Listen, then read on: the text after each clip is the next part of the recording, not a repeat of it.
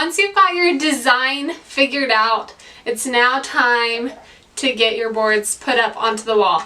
I highly recommend cutting each board separately. The reason I cut each board separately is because the walls are not straight. So if you cut all boards the same size, more than likely the other side of your wall is going to be cut incorrectly.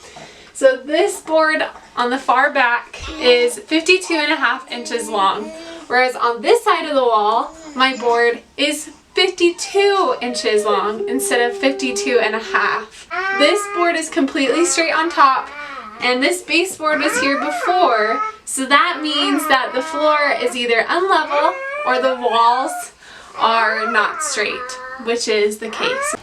Something about accent walls that you need to realize is never, ever, ever use liquid nails. As if you move out or you end up renting, you decide you don't like this style anymore, you'll have to remove your accent wall, and if you had liquid nails on your board, it will rip your drywall.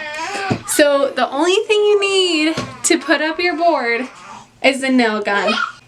Studs are set at about 12 to 16 inches apart in the wall.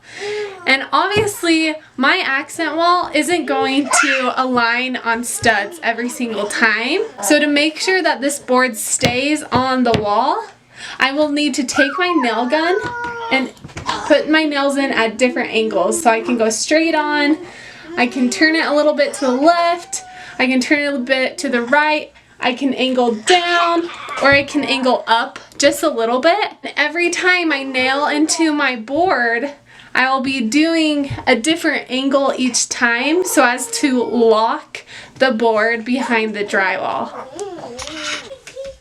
So I'm going to put up my first one and just make sure it's level.